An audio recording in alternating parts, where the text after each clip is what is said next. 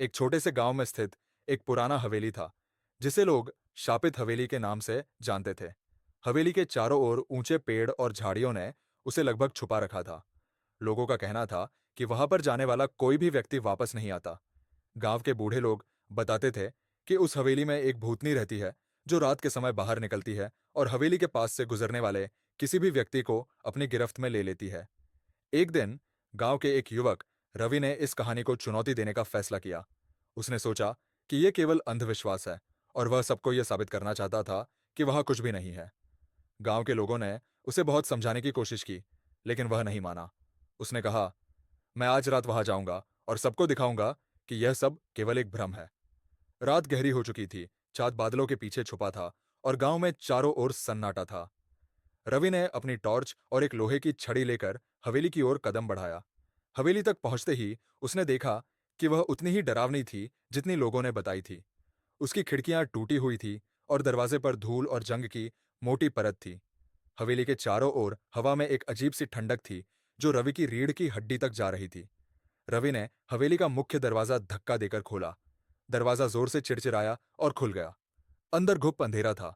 उसने टॉर्च जलाई और चारों ओर देखा। हवेली का अंदरूनी हिस्सा धूल और मकड़ी के जालों से भरा हुआ था। फर्श पर पुराने कंकाल पड़े थे और दीवारों पर अजीब अजीब चित्र बने हुए थे। रवि ने अपने दिल की धड़कन को काबू में रखने की कोशिश की और आगे बढ़ा। जैसे ही वह आगे बढ़ा, उसे एक अजीब सी आवाज सुनाई दी। वह रुक गया और ध्यान से सुना। आवाज आहिस्ता आहिस्ता तेज होती जा रही थी, मानो कोई उसके करीब आ रहा हो। उसकी सांसें तेज हो गई और उसका दिल धड़कने लगा। उसने अपनी टॉर्च से इधर उधर देखा, लेकिन उसे कुछ भी नजर नहीं आया। अचानक एक जोरदार झटका लगा और हवेली की दीवारों से एक काली छाया निकलकर उसके सामने खड़ी हो गई। रवि ने टॉर्च की रोशनी उस पर डाली और उसने देखा कि वह एक लंबी काली साड़ी पहने एक औरत की आकृति थी। उसके लंबे बिखरे बाल, लाल आंखें और पीले दांत थे। उसका चेहरा विकृत और डरावना था। वह भूतनी धीमे धीमे उसकी ओर बढ़ने लगी। रवि की टांगें कांपने लगीं।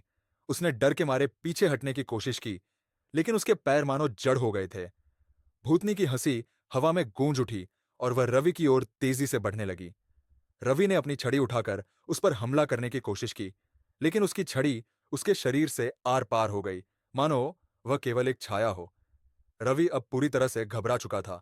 उसने चारों ओर भागने की कोशिश की, लेकिन हवेली का दरवाजा बंद हो गया था। वह छटपटाने लगा, लेकिन भूतनी ने उसकी गर्दन पर हाथ रखा और अचानक उसकी टॉर्च बुझ गई। चारों ओर घना अंधेरा छा गया। अगली सुबह गांव के लोग हवेली के बाहर जमा हो गए। वे जानते थे कि रवि वापस नहीं आया था। उन्होंने हवेली के दरवाजे पर दस्तक दी, लेकिन कोई जवाब नहीं आया। कुछ बहादुर लोग अंदर गए और चारों ओर देखने लगे। उन्होंने देखा कि हवेली के अंदर एक कोने में रवि पड़ा हुआ था। उसकी आंखें खुली थीं, लेकिन उनमें कोई जान नहीं थी। उसकी गर्दन पर काले निशान थे, मानो किसी ने उसे जकड़ लिया हो। गांव के लोग उसे देखकर भयभीत हो गए। उन्होंने रवि के शरीर को बाहर निकाला और उसकी अंतिम क्रिया की, लेकिन उसके बाद भी हवेली की कहानियां और भी डरावनी हो गईं। लोग कहते थे कि अब हवेली में दो भूत रहते हैं। पहली वह पुरानी भूतनी और दूसरा रवि की आत्मा, जो हमेशा हवेली में फंसी रहती है। उसके बाद किसी ने भी उस हवेली के पास जाने की हिम्मत नहीं की। रात के समय हवेली से एक धीमी हंसी की आवाज आती थी, जो हवेली के चारों ओर गूंजती थी। लोगों का मानना था कि यह भूतनी और रवि की आत्माएं थीं, जो हमेशा के लिए हवेली के बंधन में बंध गई थी। गांव वालों ने उस हवेली के पास से गुजरना छोड़ दिया। जो भी उस रास्ते से गुजरता, उसकी आंखों में खौफ और दिल में डर होता। शापित हवेली की कहानी गांव के हर बच्चे और बूढ़े की जुबान पर थी, और हर कोई जानता था कि उस हवेली में कदम रखना अपनी मौत को न्योता देने के बराबर था।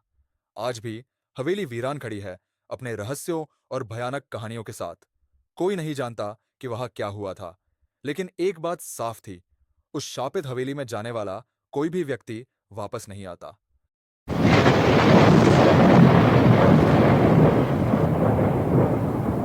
अगर आपको कहानी पसंद आए तो लाइक करें और ऐसे और वीडियो देखने के लिए चैनल को सब्सक्राइब करें।